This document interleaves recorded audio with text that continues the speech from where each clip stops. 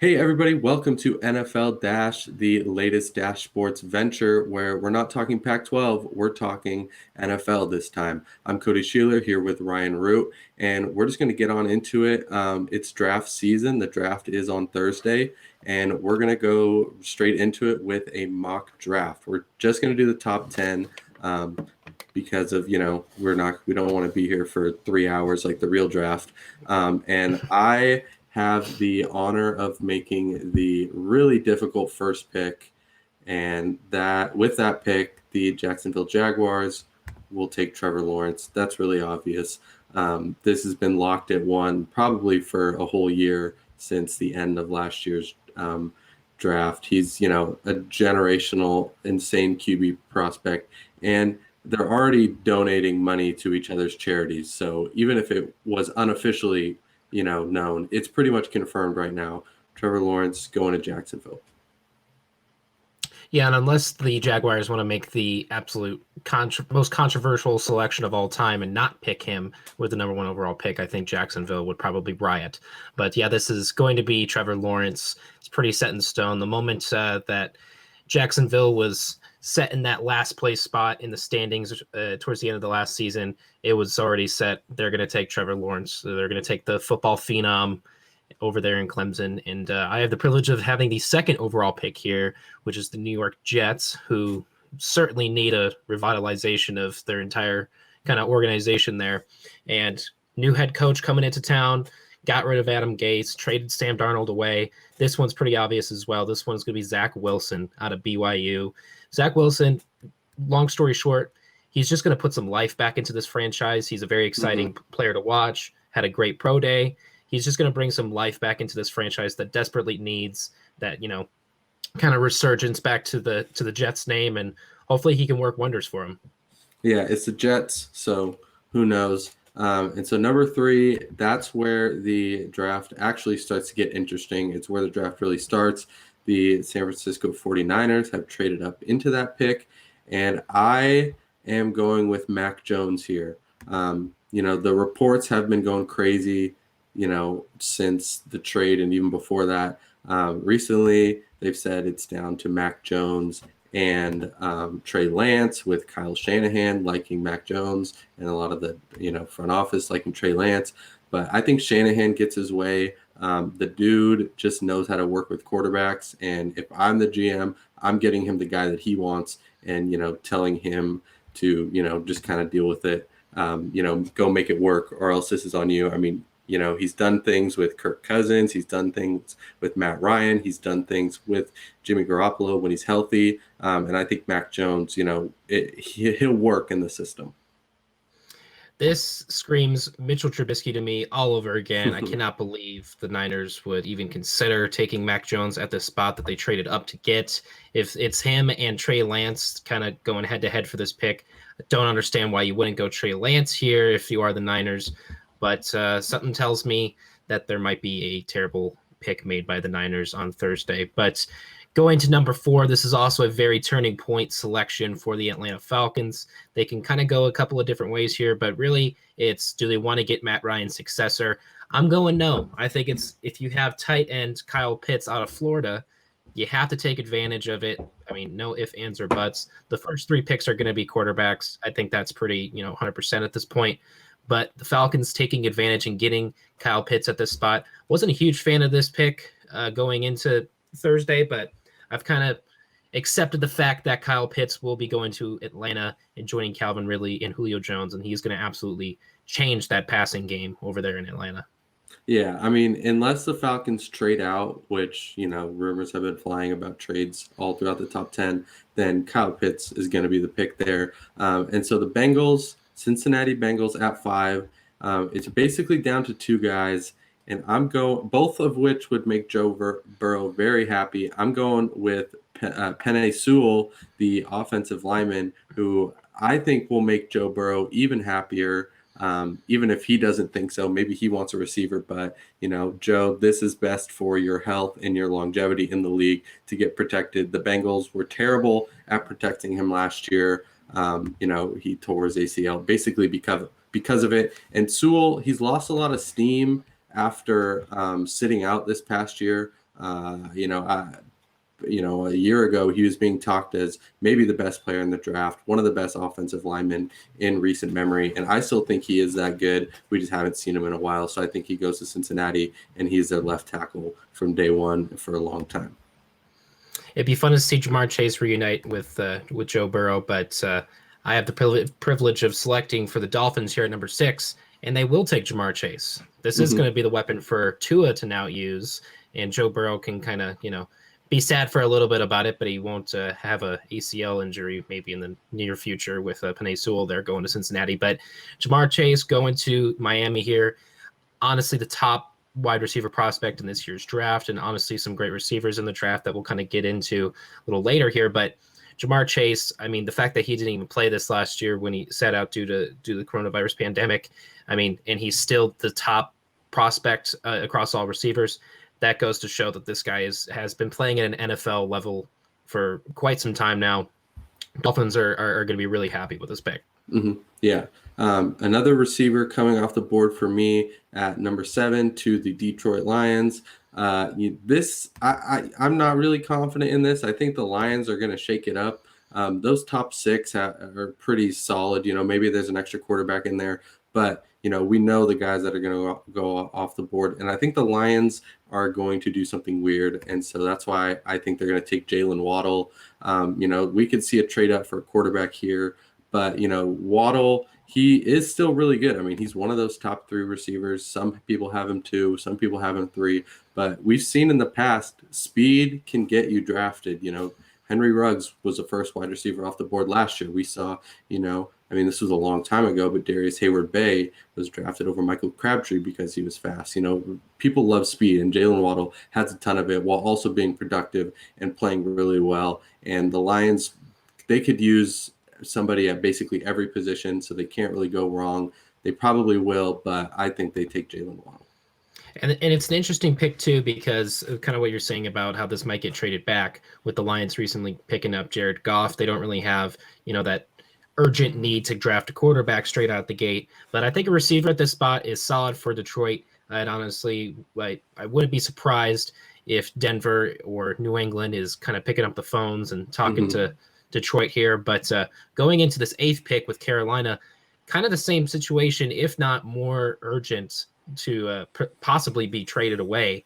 I mean, I'd be looking at New England to kind of go into this spot perhaps to get a quarterback in this place. But since the Panthers just got Sam Darnold from the Jets in their trade, I think it's safe to say there's going to be no quarterback taken with this pick. I find it crazy that some people do think that there will be a quarterback taken here, but I'm going offensive tackle here with Rashawn Slater out of Northwestern. Protect Sam Darnold. You just got a good I'd argue an upgrade from Teddy Bridgewater. And you still got DJ Moore and Robbie Anderson over there on the receivers, and of course CMC there in the backfield. So Rashawn Slater is going to be a fantastic pick at this spot if they don't trade it away. Yeah, and so number 9, Denver Broncos on the clock. I'm going to take Trey Lance. I think the Broncos come out of this with a quarterback. I don't think they're sold on Drew Lock. Whether that comes from trading up or not. I think somebody will fall to 9, unless it's insanely aggressive. And, in this scenario with Trey Lance and Justin Fields still available, I'm going with Trey Lance. He's got, I think, really crazy potential. He's a guy who, played at North Dakota State. So there's a lot of questions about him, but he could be a guy who could come out and win the job right away, or, he might take a year or 2, and maybe the Broncos see what they have in Drew Lock at that time to either trade one of those away. But I think the Broncos go with Trey Lance. This pick is honestly one of my favorites of the entire night because this could either go really, really well or really, really poorly, depending on how things kind of fall into place. But Trey Lance at this spot, you have to do this if you're Denver. I don't care if it's between him or Justin Fields. You have to pick a quarterback here. Do not go anywhere else. I mean, Drew Lock is not this answer that John Elway, I think, still wants to believe that he kind of is. You pick one of the 2 quarterback prospects here. That's the best value for this pick. And then with number 10, with the Cowboys here, I don't think it's any discussion that they're going to go anything other than secondary. The conversation is kind of around, are they going to take Surtain or are they going to take J.C. Horn? And my money is on J.C. Horn. I think he's kind of building himself up on a lot of people's mock drafts. He's a tough physical corner out of South Carolina. And I think if anything that this Cowboys team needs is a good, secondary and a good physical secondary. I mean, he kind of brings like a Jalen Ramsey-esque, vigor to him. But, J.C. Horn is going to be a great pick for the Cowboys here. I would love to put my money on that because I'm a Patrick Surtain believer. So, maybe I disagree a little on that one, but I do agree with the position. So that's a top 10 mock draft out of the way. Obviously, 22 more picks will happen on Thursday, but we're not going to do all that. We are going to do some bold predictions, some hot takes for kind of the other things that we weren't able to get into in that top 10. So I'm starting it out, and I am going with the fact that I think no running backs are going to be taken in the first round, which sometimes that's a hot take. Sometimes it's not. We've seen running backs fall out of favor. Then we've seen them get drafted, top 5 again. But, most of the time it doesn't work out. Teams don't really like to draft running backs. And so, just kind of looking at who could take a running back in the first round. What are the teams that even, could think about it or should think about it? And I've kind of narrowed down 6 teams. One of which being the Falcons, who only pick at 4 unless they trade up. And, they have Todd Gurley, who I'm not sold on. So I think they're out. The Buccaneers at 32, honestly, they don't really have any glaring holes, so they could go anywhere. But, I think they could use some help elsewhere. And then you have the actual suitors, the people that I think could legitimately take one. And that's the Dolphins, who pick at 6 and then again at 18, the Jets at 2 and 23, the Steelers at 24, and the Jaguars at 25. So I think that if a running back goes, it's one of those 4. But a lot of them pick early in the second as well. So I think they could kind of wait it out. I don't think any of these running backs, although they're good, none of them are need to be drafted in the first round. The only reason that we saw one last year, Clyde Edwards-Helaire, who a lot of people didn't even have as the best running back, is because the Chiefs asked Patrick Mahomes who he wanted. So that's why they took Clyde Edwards-Helaire. And I don't see a running back sneaking into the first round this year. Well, I'll counter you with your prediction there with one of my predictions. I think there will be 2 running backs taken in this first round. And I'm looking at Travis Etienne, I believe is how do you pronounce his name? Or it's Etienne? Okay. Travis Etienne and Najee Harris will be selected in this first round, I believe. And kind of what the teams you were talking about of having the best chance of drafting those running backs are the same 2 teams that I think have, the best chances of drafting these 2 as well. I like to look at the Jets at 23 to possibly have a real fun selection and pick Najee Harris here. Obviously, the Jets could go offensive line here. This is a good offensive line draft, but they could have a fun selection here and get Najee Harris to back up or to be in the backfield there with Zach Wilson. I think that's a very fun pick. And then the pick right afterwards, I look at that Steelers pick and think, oh, well, let's match up with this pick and get ETN. And I think they're going to be fun kind of selections. The Steelers, they just lost James Conner. They needed kind of help in that backfield, and the Jets need everything. So these 2 spots intrigue me the most in this first round to pick those running backs. I'll kind of start off with one of my other predictions here, and I kind of talked about it a little bit before, but that's the Patriots trading up to the top 10. And I think the Patriots will kind of have a good sort of draft regardless in this first round, depending on however the quarterbacks are taken. Way I see it, first 3 picks, the quarterbacks are gone. So that third quarterback could either be Trey Lance, Justin Fields, Mac Jones. We don't know for sure quite yet. But 3 of those, I disagree heavily. But I would love for the Niners to take Trey Lance at that spot. But 3 quarterbacks are going to be gone in the first 3 picks. There's going to be 2 left. The Broncos are going to be a heavy favorite to get that quarterback spot. And you don't know if the Lions could pull a curveball and get a quarterback. You don't know if the Panthers could pull a huge curveball and get a quarterback, or maybe even the Eagles at 12 to get a quarterback because there's an open quarterback competition there. Mm-hmm. But the Patriots at 15, there's a small chance they could get one of those fifth quarterbacks to drop to them, whether it be Justin Fields or Trey Lance or Mac Jones. I imagine if the Patriots are really dead set on trying to get that next quarterback behind or after Cam Newton, they trade up to that 8th spot with the Panthers or that 7th spot with the Lions. I like the 8th spot a little bit more so they can have that possibility of getting a Justin Fields to go to New England. And with as aggressive of an offseason that the Patriots have had, I don't think that this is, too outlandish to kind of think that it might happen. Yeah, I do like that spot for a trade because, the Panthers had to give up not a ton, but gave up some draft capital for Sam Darnold, so able to get some back. Most likely, whoever's trading up to that probably gives up a future first, unless it's unless we see the Broncos jump from 9 to 7, that probably doesn't cost it. But the Patriots. You've also got the Bears, the Washington football team, some options there. But Bill Belichick, he's unusually aggressive right now, but I think he sticks with it. I think he plays it out. I don't think that the Patriots will trade up. I do think we'll see a lot of trades. Last year we didn't see very many. But another thing that I think we will see is Christian Barmore going in the top 20. I had to rein myself back a little bit because I really want to say he'll be the first defensive lineman drafted. I was looking through some odds, and he's at like plus 650 to be the first defensive lineman drafted, and I really like that because the edge position in this draft class is a pretty weak. There are some guys, but there's not the top 10 just stud that there has been in years past, mainly coming out of Ohio State. But I think that opens it up for Christian Barmore, who is a defensive tackle. That's where he's going to play. And he was pretty dominant last year. I mean, as a sophomore, he racked up, 8 sacks or 9.5 sacks. Let me check. 8 sacks and 9.5 tackles for loss. He was the defensive MVP of the national championship game. The dude wrecks games from the interior, and we've seen teams more willing to draft those guys early. Obviously, Quinnen Williams, and even Christian Wilkins at 14. We're starting to see teams value pressure from the interior and not just on the edge. So I think it really sets up Christian Barmore to be one of the surprising names off the board early.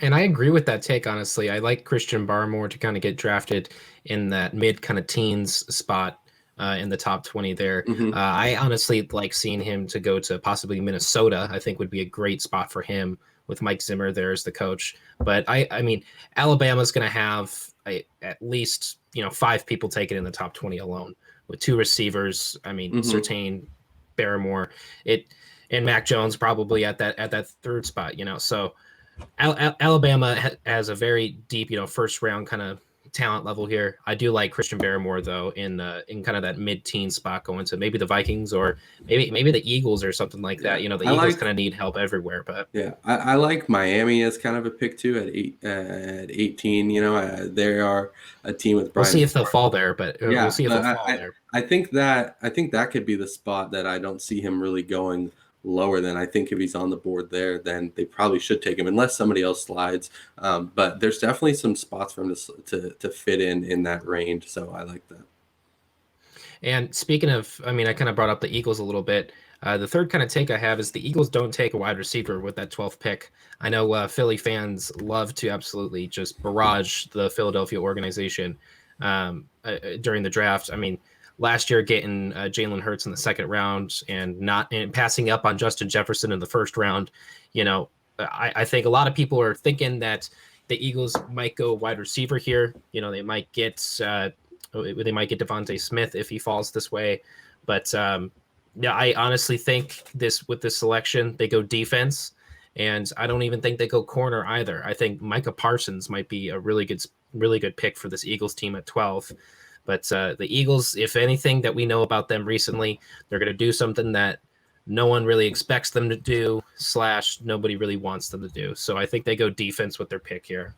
So do you think they go, even if there's a receiver on the board, they'll not take him, or do you think the receivers will be those top three will be gone? Because it's feasible that the three of the top three guys won't even make it to 12. So then they kind of pivot, even if they wanted to. So do you think that even if Smith or Waddle's there, they don't take him?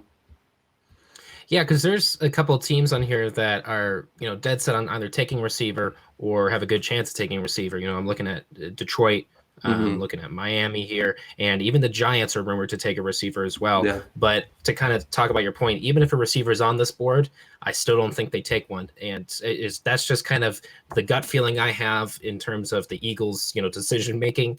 So it's kind of a Hmm. bit of a disrespectful kind of hot take about the Eagles organization, but Yeah. even if there's a receiver on this board, I think in terms of their defense and how they're wanting to rebuild that, you don't necessarily need a corner right out of the gate with Darius Slay back there. So Micah Parsons is easily the top linebacker in this draft, and I think that would be a great, kind of like underappreciated pick for the Hmm. Eagles. Kind of right out the gate, but in a couple seasons time, they might be looking back at this pick and see that it was a home run.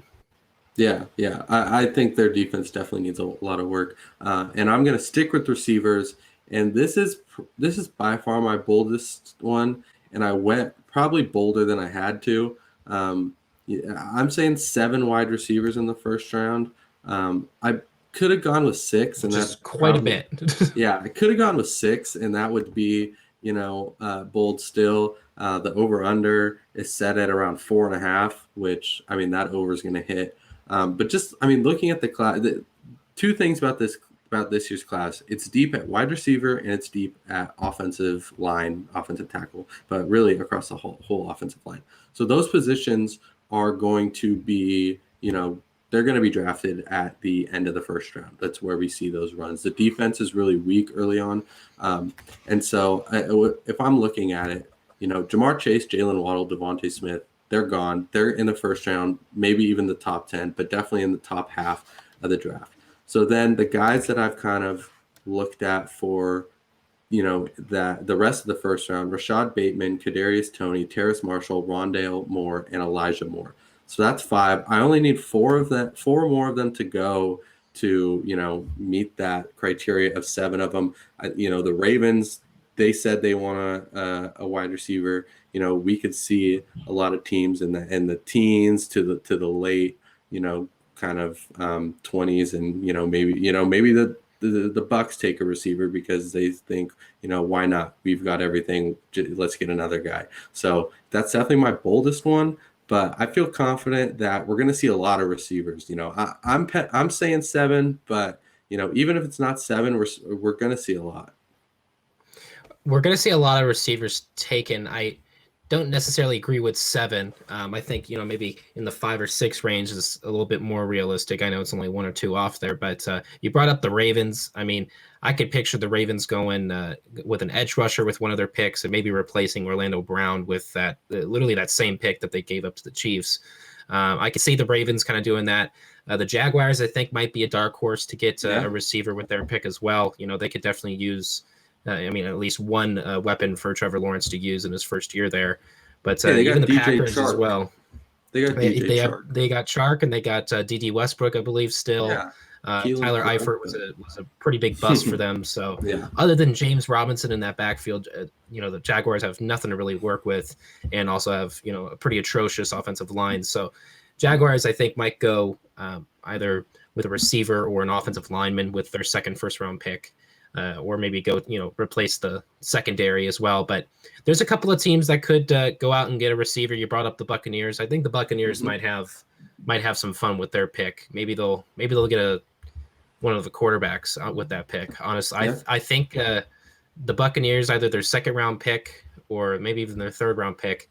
I'd be interested to see if they take Kyle Trask with that pick. Hmm. Not too far away from University of Florida.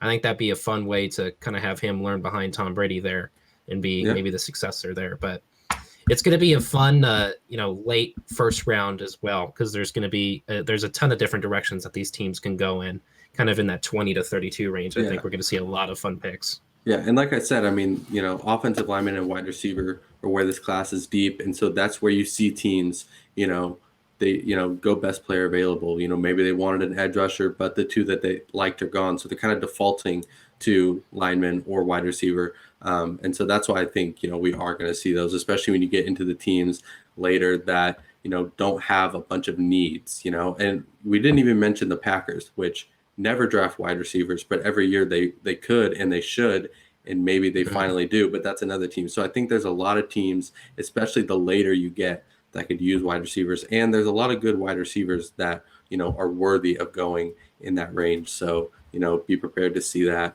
But that's going to do it for our show today. Just a quick little one, episode 1, to get you guys ready for the draft and for what we've got going on in the future. This is something that we're going to continue to do. So look out for more NFL Dash episodes. Will definitely be coming to you after the draft. And we're going to be covering the draft live right back here. So, come check in, see our reactions to it, pop in the chat, ask some questions, just have a fun time. But so make sure you tune back in. Yeah, go for it. The time of the show was 5 o'clock Thursday, correct? 5 o'clock Pacific Standard Time. 5 o'clock on Pacific Thursday. Time. Yep, Thursday. Right, we'll go live when the draft goes live. We, won't go an hour before because I don't think I have that much to say, even though I think that I might. But I definitely will have a lot to say during the draft. I know that for sure. Same with Ryan. So come on by and check us out then.